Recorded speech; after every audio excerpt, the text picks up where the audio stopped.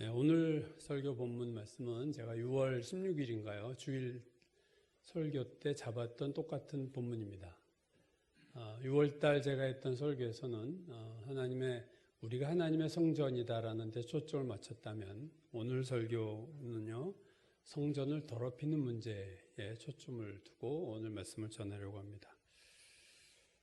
예수 그리스도의 십자가의 죽으심을 전과 후로 성전의 개념에 엄청난 변화가 생겼어요.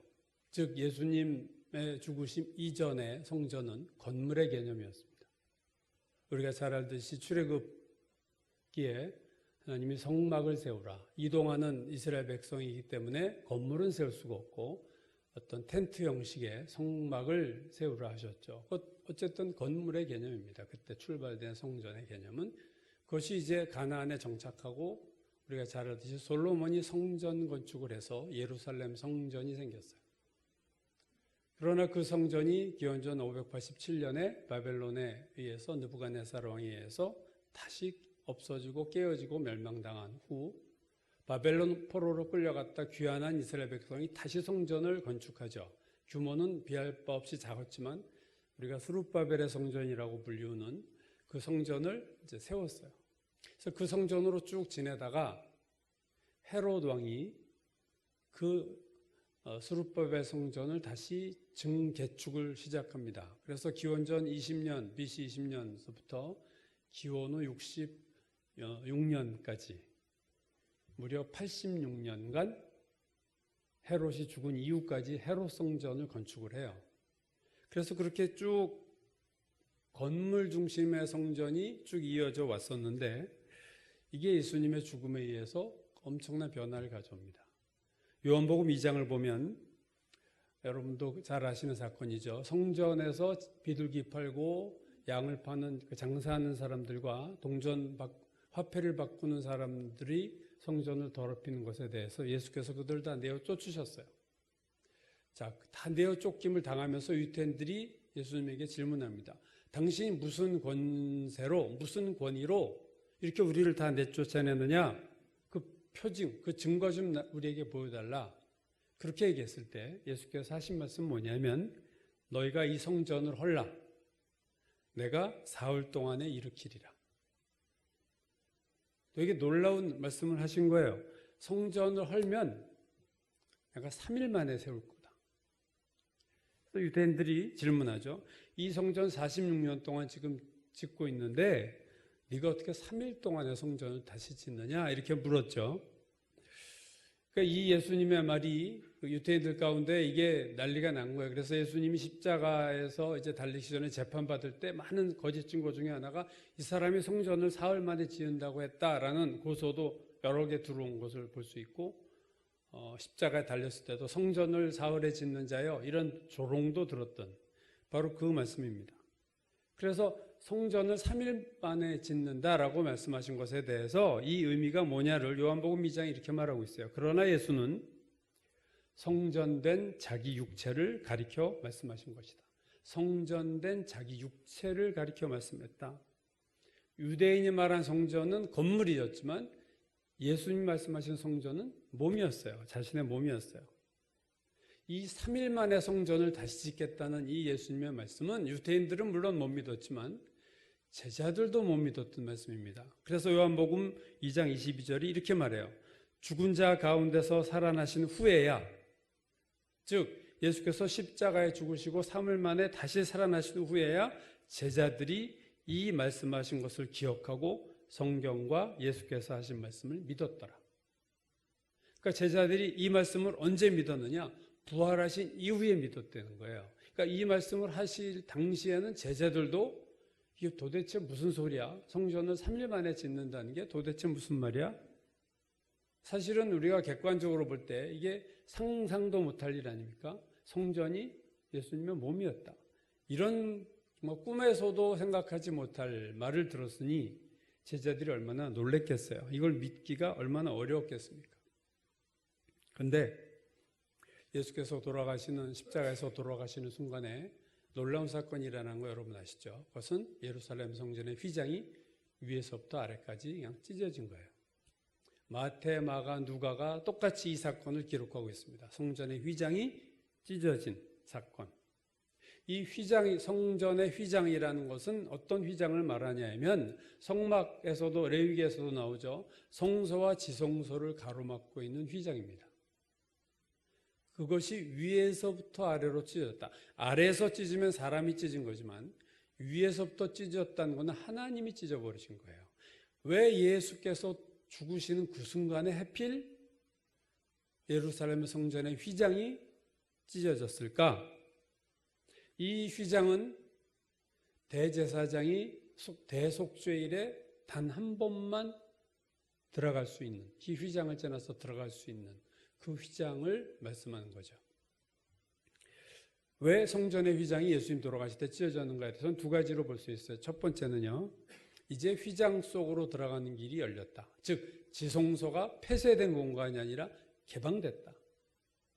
이제는 누구나 들어갈 수 있다. 이제는 금지, 출입금지 표시가 없어졌다 그 얘기죠. 레위기에서 우리가 보듯이 아론의 두 아들이 나답과 아비후가 지성소를 들어가다가 죽은 것 같아요. 다른 불을 가지고. 그래서 그 두 아들이 죽은 다음에 대속죄일의 규례가 나오거든요. 레위기에 보면. 그러니까 여기는 금지의 장소예요. 들어가더라도 대제사장이 자기를 완전히 정결한 채를 만든 상태로 잠깐 들어갔다 나올 수 있는, 1년에 한 번. 그러니까 예를 들면 우리가 뭐 가스실에 방독면을 쓰고 잠깐 들어갔다 나왔다 라고 할 때 그 가스실이 개방된 거예요? 아니잖아요. 폐쇄된 거예요. 대제사장이 완전 무장하고 잠깐 들어갔다 나오는 곳이 그 가로막고 있던 휘장을 하나님이 찢어버리셨다는 것은 이걸 열어놓으셨다는 거예요. 그래서 히브리서 9장 7절, 8절은 이렇게 말합니다.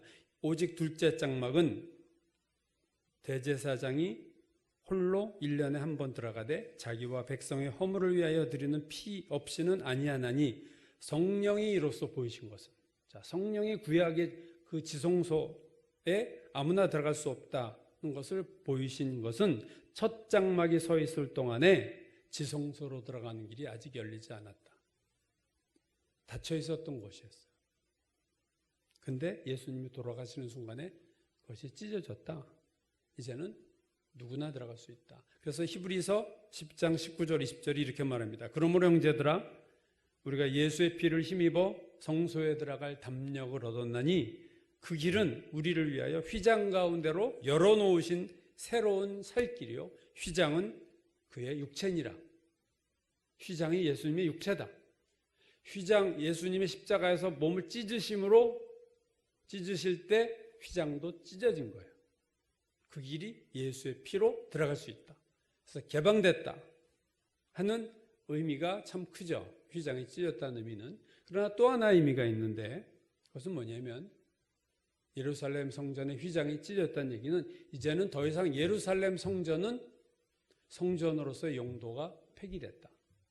그 의미입니다. 이제는 더 이상 예루살렘 성전은 성전이 아니다. 물론 이스라엘 백성은 예수님이 돌아가신 후에도 예루살렘 성전에서 제사를 드렸어요. 아까 헤롯 성전이 64년에 66년에 완성됐다는 얘기를 했는데, 여러분 4년 후에 AD 70년에 마사다 요새에 이스라엘이 저항하다가 이스라엘이 멸망하죠. 그리고 예루살렘 헤롯 성전도 다 벽돌, 예수님이었죠. 벽돌 위에 벽돌 한 장 남지 않고 다 회파됩니다. 그러니까 성전 다 건축하고 4년 만에 다 없어졌어요. 66년에 그 86년에 걸쳐서 성전 만들어 놨는데 이 성전이 4년 후에 없어질 줄 누가 알았겠어요? 예수님이 예언하셨지만.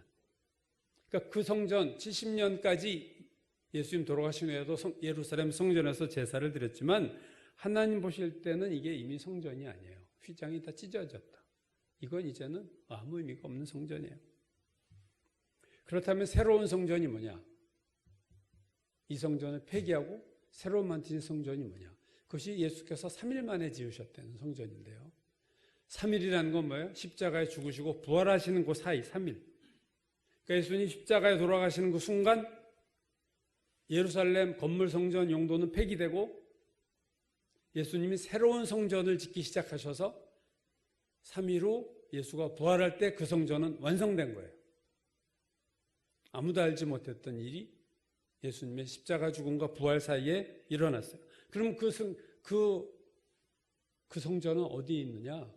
예수님의 육체, 예수님의 몸이 그 성전이라고 했는데 사흘 만에 지으시겠다는 것이 예수님 몸이라고 했는데 예수님은 하늘로 승천하셨잖아요. 이 땅에 몸이 없는데 이게 도대체 무슨 성전을 말하는 거냐 하는 겁니다. 여기에 대해서 에베소서 1장 23절이 잘 말해주고 있습니다. 교회는 그의 몸이니, 그의 몸, 그리스도의 몸, 예수의 육체, 그게 교회라는 거예요. 교회가 예수의 육체고 교회가 예수의 몸이에요. 그럼 교회는 또 뭐냐? 고린도전서 1장 2절, 고린도에 있는 하나님의 교회, 즉 성도라 부르심을 받은 자들, 또 우리의 주 되신 예수 그리스도 이름을 부르는 모든 자들, 이게 교회예요. 즉 사람이 교회예요. 교회는 건물이 아닙니다. 그죠? 사람입니다. 예수 그리스도를 믿는 그리스도인이 교회예요. 그럼 우리는 이렇게 말할 수 있어요. 예수께서 십자가에서 죽으시고 부활하시기까지 사흘 동안 지으신 것은 예수님의 몸인데 그 몸은 예수를 믿는 우리 모두를 의미하는 거다. 그러니까 사흘 만에 지으신 예수님의 성전은 믿는 자들이에요. 우리가 하나님의 성전이에요. 오늘 본문인 고린도전서 3장 16절이 이렇게 말씀하고 있어요. 너희는 너희가 하나님의 성전인 것과 하나님의 성령이 너희 안에 계시는 것을 알지 못하느냐? 두 가지예요. 너희가 하나님의 성전이야. 너 그거 아느냐? 또 하나, 너희 안에 성령이 계셔. 너 그것도 아니? 두 가지를 아느냐고 묻는 거예요. 우리가 하나님의 성전이고 우리 안에 하나님의 성령이 계시다. 예수님의 십자가 이후 성전의 개혁이 일어난 거예요. 성전에 엄청난 개혁이 일어난 거예요. 더 이상 건물 성전은 성전이 아니다. 예수님의 십자가 사건 이후 사람 성전이 만들어진 거예요. 사람 성전. 예수의 몸, 그리스도의 몸, 바로 우리들. 신약 시대의 성전은 여러분 사람입니다. 구약 시대의 성전은 분명히 건물이었어요. 예수님 십자가에서 죽으실 때 휘장이 찢어짐으로 말미암아 이제 이거는 성전이 아니고 건물 성전의 용도는 폐기됐고 하나님은 사람 성전, 예수를 그리스도로 영접하는 자들을 성전 삼으셨다 하는 것을 분명히 말씀하셨습니다. 믿는 우리가 성전이에요. 여러분 구약 시대에 이스라엘이 타락하고 죄를 지으면요 하나님은 이스라엘을 징계하고 심판하셨어요. 에스겔서 8장을 보면 바벨론에 에스겔이 끌려갔어요. 자, 다니엘도 끌려갔고 에스겔도 끌려갔죠. 다니엘은 왕궁에 있었지만 에스겔은 백성 가운데 있었습니다. 똑같은 시대를 살았지만 에스겔의 사명이 다르죠. 근데 그 에스겔 8장을 보면 하나님이 지금 바벨론 땅에 있는 에스겔을 환상 중에 그의 영을 예루살렘, 이미 초토화된 예루살렘 성전으로 영을 끌고 가시는 장면이 나와요. 아주 신비스러운 장면이죠. 영이 가는 거예요. 몸은 이쪽에 있어서. 근데 예루살렘 성전을 보여주시는데 그 모습이 뭐냐면 에스겔에게 보여주시는 예루살렘 성전은요. 예루살렘 성전 안뜰로 가는데 여신상을 이스라엘 백성이 세워놓은 걸 보여주시고 북쪽 벽 안뜰에 곤충과 짐승들의 우상을 그린 것을 보여주시고 또 성전에 들어가는 북문에 여인들이 앉아서 남무스라고 하는 바벨론의 그 신, 풍요의 신을 위해서 섬기는 모습을 보여주고 또 성전문과 번제단 사이에서 사람들이 태양신에게 예배하는 장면을 보여주세요. 근데 그 하나님의 성전에서 우상을 숭배하는 사람들 중에 이스라엘 장로들 70명이 거기서 우상을 숭배하고 있는데 그들이 이렇게 말합니다. 우상을 숭배하면서 하는 말이에요. 여호와께서 우리를 보지 아니하시며 여호와께서 이 땅을 버리셨다. 하나님 우리 버렸어. 우상 숭배하면서. 이 모습들을 에스겔에게 다 보여주신 후에 하나님 에스겔에게 이런 말을 해요. 인자야, 이스라엘 족속이 행하는 일을 보느냐? 그들이 여기에서 크게 가증한 일을 행하여 나로 내 성소를 멀리 떠나게 하느니라. 그들의 하는 짓이 나로 하여금 나의 성소를 떠나게 했다. 그래서 나는 이제는 그 성전에 있지 않다. 이스라엘의 우상숭배로 인해서 하나님이 예루살렘 성전을 떠나셨어요. 그리고 우상숭배하던 이스라엘을 치시고 예루살렘 성을 멸망시키고 예루살렘 성전이 초토화됐어요. 근데 그 자기들이 성전을 더럽혀서 멸망을 당한 당사자들은 이유를 모르고, 하나님이 그것 때문에 자기들 심판하신 것을 모르고 원망만 하고 있어요. 여호와께서 우리를 돌보지 아니하시며 여호와께서 이 땅을 버리셨다. 자기들의 죄는 전혀 깨닫지 못하고. 구약시대가 주는 교훈은 성전을 더럽히면 하나님이 멸하셨다. 그게 교훈이에요. 이스라엘 백성이 성전을 더럽혔을 때 하나님이 이스라엘을 멸하셨다. 그게 구약이 주는 역사의 교훈입니다. 그런데 오늘 본문 고린도전서 3장 17절에서도 바울이 이렇게 말해요. 누구든지 하나님의 성전을 더럽히면 하나님이 그 사람을 멸하시리라. 이 성전은 어떤 성전인가요? 우리의 몸입니다. 우리 몸 성전을 더럽히는 자를 하나님이 멸하시리라. 구약시대에는요, 성전과 이스라엘 백성이 떨어져 있었어요. 그래서 예배드리러 이스라엘 백성이 성전으로 갔죠. 근데 신약시대에는요, 우리가 성전이에요. 그럼 이게 어떻게 됩니까? 성전과 이스라엘 백성이 구약시대엔 분리되어 있었는데 우리는 붙어 있어요. 이게 차이입니다. 여러분, 성전과 사람이 멀리 떨어져, 이스라엘 백성이 성전에서 떨어져 있었는데도 이스라엘 백성이 죄를 지으면요, 성전이 더럽혀졌어요. 그래서 그 민수기, 레위기군요. 레위기 20장 3절을 보면 그가 그의 자식을 이방 우상이죠. 몰렉에게 주어서 내 성소를 더럽혔다. 이스라엘 백성이 자기의 자식을 몰렉에게 우상에게 제물로 바치는 것과 하나님의 성전이 무슨 상관이 있어요? 거리가 떨어져 있는데. 근데 하나님은 그렇게 해서 내 성소를 더럽혔다. 이렇게 말씀하세요. 민수기 19장 20절에서도 사람이 부정하고도 자신을 정결하게 하지 않으면 여호와의 성소를 더럽히는 거다. 여호와의 성소에 간 적도 없어요. 밟은 적도 없어요. 그런데 멀리서 자기를 부정하게 살면 그 사람이 멀리 떨어지는 하나님의 성소를 더럽힌 거다. 여러분 생각해 보세요. 성전과 멀리 떨어져 있던 구약시대의 이스라엘 백성이 타락하면 이 성전이 오염됐다면, 신약시대에 우리 몸이 성전인데 우리가 타락하면 어떻게 되겠어요? 이건 더 끔찍한 거예요. 솔직히 말하면.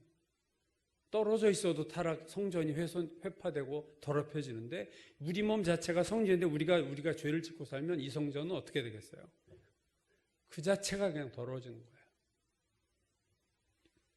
가까운 곳은 좋은 거예요. 우리가 성전이고 바로 우리 안에 성령이 있다. 이런 성전이 어디 있어요? 구약의 성전은 멀리 떨어져 있는데 가야 됐지만 우리는 지금 우리 안에 그냥 하나님의 영이 있어요. 그래서 가까우니까 교제하기도 좋고 다 좋지만 문제는 우리가 타락하면 이건 심각한 문제가 생기는 거죠. 가깝다는 것이 더 두려운 거예요. 누구든지 하나님의 성전을 더럽히면 하나님이 그 사람을 멸하시리라. 이 말은요, 상징이 아니라 성경 주석가들이라. 이건 팩트다. 이거는 사실이야. 성전을 더럽히면 하나님은 그 사람을 멸하신다. 왜? 성전이 사람이니까 이젠 그 사람을 멸하시리라. 오늘 이 본문, 누구든지 하나님의 성전을 더럽히면 하나님이 그 사람을 멸하시리라. 두 개의 동사가 나와요. 더럽히면 멸하시리라. 근데 이 더럽히다와 멸하신다는 헬라어 단어는요, 똑같은 단어예요. 이게 서로 다른 단어가 아닙니다. 그래서 거의 모든 영어 성경들은 이 두 단어를 영어 성경 destroy, 멸망시키다라는 단어로 똑같이 표현하고 있습니다. 즉 이렇게 말할 수 있어요. 누구든지 하나님의 성전을 파괴하면 하나님도 그 사람을 파괴하시리라. 똑같은 단어예요. 우리가 하나님의 성전을 디스트로이하면 하나님도 그 성전을 디스트로이하겠다. 같은 헬라어 단어라는 걸 주목해 보셔야 됩니다. 그렇다면 건물 성전을 우리가 더럽히면, 이스라엘 백성이 멀리서 죄를 져도 성전이 더럽혀졌다면, 그래서 하나님이 그 성전을 디스트로이했다. 한 건 뭐예요? 예루살렘 성전을 깨부시는 거죠. 바벨론에서 다 깨부셨어요. 그럼 사람 성전이 죄를 지을 때 사람 성전도 하나님 멸하시겠다 했어요. 사람 성전은 어떻게 멸합니까? 사람 성전을 우리가 어떻게 멸망시켜요? 우리가 파괴하면 하나님도 우리를 파괴하시겠다. 우리가 하나님의 성전이 우리를 어떻게 파괴합니까? 우리가 하나님의 성전을 파괴하는 방법은요, 더럽히는 거예요. 그래서 개역성경 번역이 이러한 배경을 알면 잘된 번역이죠. 누구든지 하나님의 성전을 더럽히면 하나님이 그 성전을 파괴하신다. 우리가 하나님의 성전을 파괴하는 방법은 더럽히는 거예요. 내가 죄 짓는 게 하나님의 성전을 내가 파괴하는 거예요. 여러분, 건물 성전에 대해서 레위기에서 얘기했죠. 평민들이 죄를 지으면은 성막에 뜰이 오염됐고, 제사장이 죄를 짓거나 이스라엘 온 회중이 죄를 지면 성소가 오염됐다고 그랬어요. 죄의 오염도가 더 깊이 들어오는 거예요. 성전 안으로. 우리의 몸이 있고 우리의 마음이 있고 우리의 영이 있어요. 자, 우리가 죄를 지으면 몸으로 죄를 지고, 몸이 죄로 물들고, 마음이 죄로 물들고, 나가서 영이 더러워질 수도 있어요. 데살로니가전서 5장 23절에서 데살로니가 교인들에게 바울이 이렇게 말해요. 평강의 하나님이 친히 너희를 온전히 거룩하게 하시고, 그 다음에 또 너희의 온 영과 혼과 몸이, 너희의 영과 혼과 몸이 주 예수 그리스도께서 강림하실 때에 흠없이 보존되기를 원한다. 더럽혀지지 않기를 원한다. 여러분, 신앙의 싸움은요, 성전을 더럽히느냐 마느냐의 싸움이에요. 성전을 거룩하게 보존하느냐 못하느냐의 싸움이에요. 이게 신앙생활을 다르게 표현하면 이렇게 표현할 수 있는 거예요. 우리가 누구인가? 되게 중요한 질문이죠. 철학의 제일 중요한 질문입니다. 우리가 누구인가? 내가 누구인가? 소크라테스가 너 자신을 알아라. 철학은 우리를, 인간을 아는 거예요. 신학은 하나님을 아는 거지만. 그래서 내가 누구인가라는 것 중요해요. 왜냐하면 사람은 내가 누구라고 생각하는 것에 맞게 행동을 하게 돼 있어요. 그렇죠? 내가 왕이다 생각하면 행동이 달라져요. 지위가 사람을 만든다, 그런 말이 있습니다. 딱 높은 지위에 앉으면 사람이 변해요. 그게 좋은 의미든 나쁜 의미든 내가 누군가를 의식하면서부터 거기에 맞는 행동이 사람이 나오게 되어 있습니다. 내가 거지다, 그럼 뭐 내가 예비군이다, 행동이 막 망가지잖아요. 막 휘바람 불고 휙휙 불고, 처녀만 지나가도 그냥 아저씨들 휘바람 불고, 그 회사 삼성 빠지더라 봐 휘바람 불겠어요? 안 붑니다. 내가 누군가가 이렇게 중요한 거예요. 여러분, 우리가 누굽니까? 우리가 죄인이에요. 맞죠? 그러나 내가 죄인이다라고만 생각하면, 자칫 잘못하면요, 우리가 나의 죄를 방치하거나 나의 죄를 정당화시키는 근거가 될 수 있어요. 아이, 나 죄인이야. 아이, 뭐 죄인이 뭐 그렇지 뭐. 죄에 대해서 긴장하지 않고, 나 죄인입니다, 겸손한 것 같지만 이 의식이 나로 죄에 대해서 무방비하거나 정당화시키거나 그럴 수도 있어. 어쩔 수 없었어. 에이, 다 죄인이 그렇지. 이렇게 대충 죄와 타협하는 근거가 될 수 있다는 거예요. 우리가 죄인이지만 오늘 본문이 얘기하는 건요, 동시에 우리는 성전입니다. 되게 중요한 자기인식이에요. 자기 정체성, 셀프 아이덴티티, 내가 누구냐? 그래서 내가 왜 거룩하게 살아야 되느냐의 첫 번째 이유는요, 내가 성전이기 때문에 그런 거예요. 성전, 거룩한 전 아니에요. 그래서 우리가 정말로 악한 죄인이지만 동시에 우리는 성전이에요. 거룩한 성전이에요. 그래서 성전이 거룩해야 되는 것은 필수입니다, 여러분. 그렇지 않습니까? 성전은 반드시 거룩해져야 돼요. 거룩해도 되고 안 해도 되는 게 아니라 성전은 반드시 거룩해야 되는 거야. 근데 하나님은 너희가 하나님의 성전이야. 그 말을 하시는 의도는 그러므로 너희는 거룩하게 살아라, 그 얘기예요. 우리가 죄인이기 때문에 죄를 어쩔 수 없이 질 때도 있지만 죄를 짓더라도 바로 회개해야 되고, 그래서 성전의 거룩함을 다시 회복해야 돼요. 그리고 회복된 거룩을 끊임없이 유지해야 돼요. 거룩의 회복과 거룩의 유지. 이게 오늘날 시대에는 거룩하면 웃기는 단어가 된 시대가 됐어요. 그죠? 포스트 모더니즘이 들어오면서 다 이게 웃기는 말이 돼서 무슨 거룩, 너나 거룩하세요. 교회에서도 거룩이라는 얘기를 잘 얘기 안 해요. 내가 누구냐? 난 하나님의 성전이야. 이 의식. 그럼 사람 달라집니다. 내가 성전이라고 생각하면, 내 안에 거룩한 하나님의 영이 계시다는 것을 생각하면 달라져요. 나 죄인인데 거룩하게 살아. 아이, 죄인이 뭐 뻔하지. 이렇게 되는 겁니다. 오늘 고린도전서 3장 16절이 묻잖아요. 너희가 하나님의 성전인 것과 하나님의 성령이 너희 안에 계시는 것을 알지 못하느냐? 의문문이에요. 너 알지 못하니? 첫 번째, 하나님의 성전이 너희야. 그거 알고 있냐? 두 번째, 하나님의 성령이 너희 안에 계시는 거 알아? 고린도전서 뒤쪽 3장 6장 19절도 이렇게 말해요. 너희 몸은 너희가 하나님께로부터 받은 바 너희 가운데 계신 성령의 전인 줄을 알지 못하느냐? 또 물어봐요. 너희가 성령의 전인 줄을 너희 몰라? 여러분에게 질문하면 여러분 어떻게 대답하시겠어요? 당신이 하나님의 성전인 것과 하나님의 성령이 당신 안에 있다는 것을 압니까? 라고 물으면 여러분 예스예요, 노예요. 있느냐 없느냐를 묻는 게 아니야. 아느냐 모르느냐를 묻는 거예요. 지금. 여러분 알고 사시나요?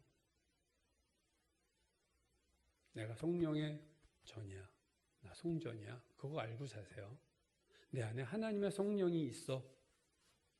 그거 알고 사시냐는 거예요. 여러분 내 안에 성령이 계시다? 내가 하나님의 성전이다? 어떻게 알아요? How? 어떻게 합니까? 다른 거 없어요.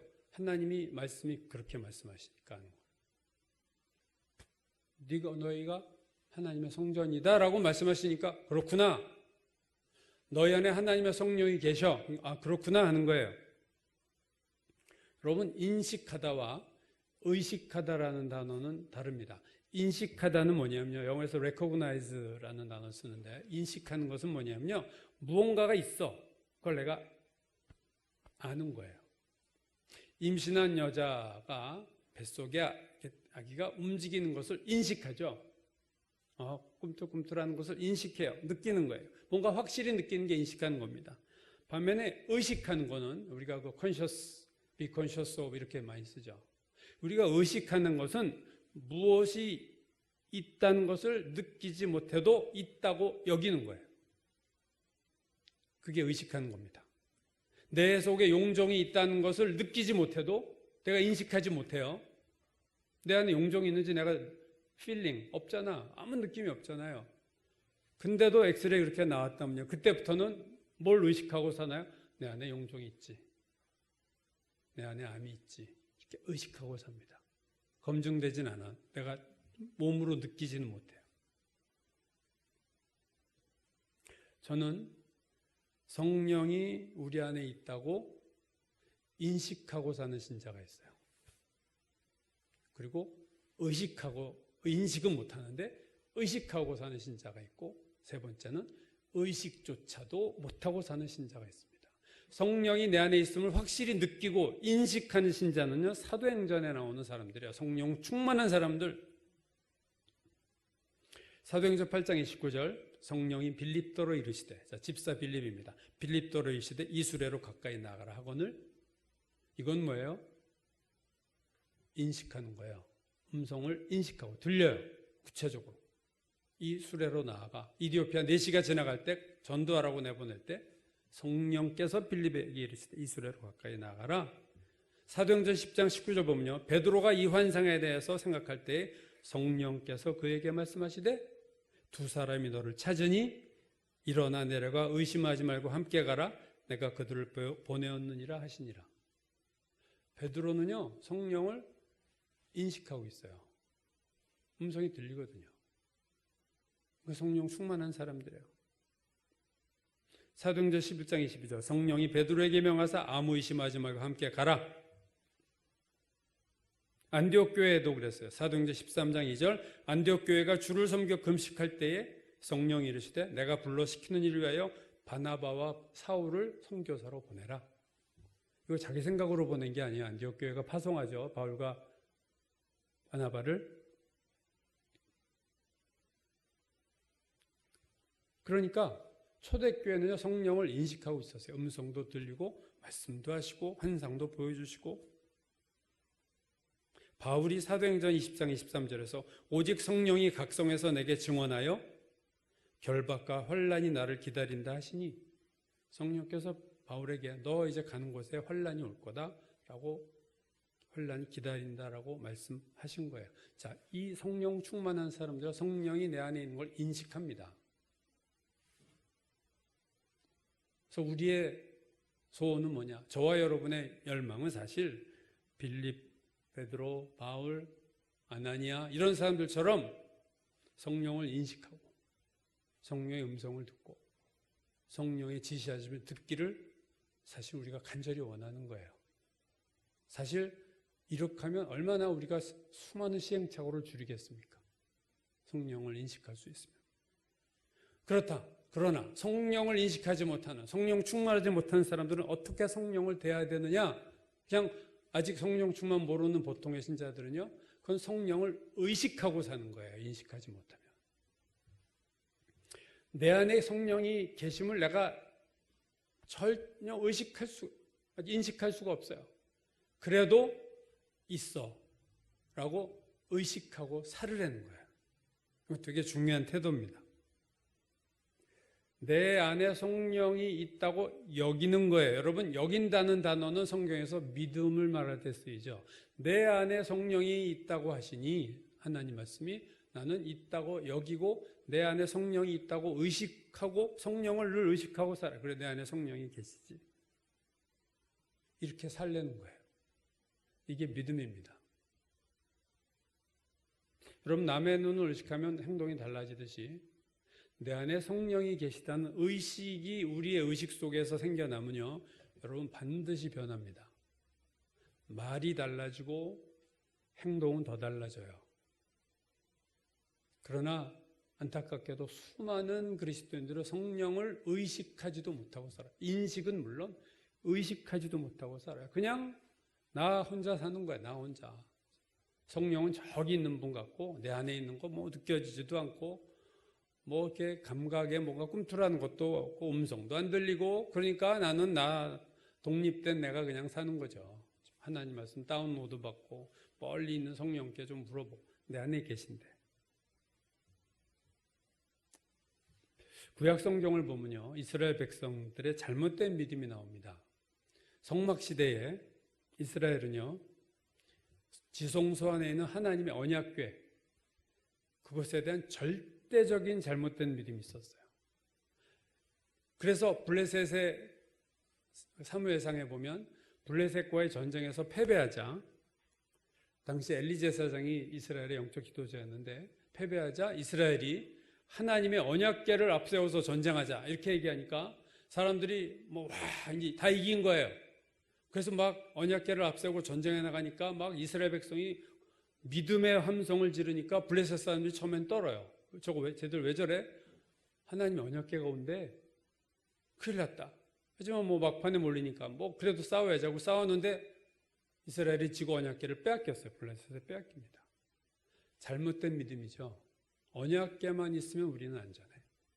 그래서 그 전쟁에서 져서 엘리 제사장의 두 아들, 타락한 대제사장이 전쟁에서 다 죽고, 그 소식을 들은 엘리도 넘어져서 목이 부러져 죽어요. 며느리는 애를 낳다가 그 소리 듣고 그 엄마가 또 죽어버려요. 잘못된 신앙이 얼마나 많은지 몰라요. 언약궤만 앞세우고 나가면 우리 이겨. 솔로몬이 성전을 세운 이후에는 또 잘못된 확신이 있었습니다. 예루살렘 성전은 아무도 건드리지 못해. 하나님이 보호해 주실 거야. 솔로몬이 예루살렘 성전을 짓고 막 기도할 때 이곳을 지켜주시고 이곳에서 기도하면 하나님 응답하시고 너무나도 멋있는 명문이 많이 나오잖아요. 근데 어떻게 됐나요? 바벨론 느부갓네살이 와서 예루살렘 성을 무너뜨리고 성전을 초토화시켰어요. 그들이 받은 충격이 얼마나 컸겠어요. 이 절대 난공불락의 예루살렘 성전이 무너졌어. 아무리 언약궤를 앞세우고 나가도, 아무리 예루살렘 성전을 세워도 이스라엘 백성이 타락하면 하나님은 이스라엘 백성과 성전을 멸하셨습니다. 그게 구약에서 주는 뼈아픈 교훈이에요. 그럼 마찬가지입니다. 사람 성전이 타락하면 하나님 그 성전 어떻게 하실까? 하나님, 사람 성전인 하나님의 자녀들이 죄를 져도 하나님 괜찮아. 그래. 그렇게 하실까? 그렇지 않습니다. 오늘 본문이 그거예요. 멸하시리라. 하나님이 그 사람도 멸하시리라. 거짓 선지자들은 타락한 이스라엘 백성에게 항상 하나님이 너희를 축복해 평안해라. 반면 이사야, 예레미야 그 재수 없는 예언자들이에요. 하나님이 너를 멸하실 거야. 그러니까 왕과 이스라엘 백성이 아주 이 사람들은 왕따시키고 말을 안 들었어요. 감옥에 가두고 고문하고 왜 기분 나쁘고 재수 없는 소리만 하냐? 근데 결국 어떻게 됐나요? 그들이 다 멸망했습니다.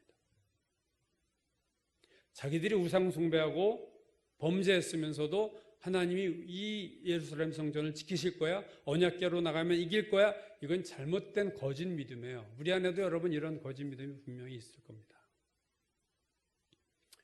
우리나라의 예를 들어보세요. 오늘 우리나라 전쟁 안 일어날까요? 하나님이 이 땅에 교회가 많고 하나님의 백성들이 지금 뭐 몇백만인지 모르겠어요. 이제 좀 줄었나요? 1000만이 안 되나요? 그렇게 많은데 하나님이 이 나라에 전쟁을 주시겠어? 라고 생각하면 그것도 잘못된 저는 믿음이라고 생각합니다. 교회가 타락하면 하나님이 이 땅을 심판하실 수 있어요. 예, 그것이 저는 사실이라고, 그것이 맞다고 저는 믿습니다. 교회가 타락하면 하나님은 교회를 파괴하세요. 그게 역사입니다. 오늘날 하나님의 성전의 모습이 어떻습니까? 아직도 하나님의 성전이 건물이라고 생각해서 많은 교회들이 건물 짓는데 엄청난 예산을 거기다 집어넣어요. 엄청난 기도를 해요. 성전 건축 놓고 엄청나게 기도 많이 하고 건물이 완성되면 그 교회의 거대함과 웅장함과 화려함이 자기 수준이라고 착각하고 살아요. 나는 이런 교회 다니는 수준이 있는 신자야라고 엉뚱한 정말로 착각을 하고 삽니다. 그게 한국교회 모습 아닌가요? 말로는 뭐라고 해도 성전 건축을 그렇게 하겠다는 거예요. 시대착오적인 생각입니다. 그건 성전이 아니에요. 교회에 나오는 하나님의 성도들이 성전입니다. 그 헌금을, 엄청난 헌금의 액수를 건물 짓는 데 쓸 게 아니고 사실은 사람 성전을 세우는 데 써야 되는 거예요. 이 성전이 망가지고 있는데 지금 사람 성전이, 한국교회 사람 성전이 망가지고 있는데, 더럽혀지고 있는데, 하나님의 백성들이 세상에 나가서 죄를 밥 먹듯이 짓고 사는데, 지금 하나님의 사람 성전은 이미 초토화되는데 건물만 화려하게 짓는다. 예루살렘 성전 망가지듯이 이 거대한 성전이 어느 순간 한국교회가 텅 빌 수 있다는 거 우리는 기억해야 됩니다.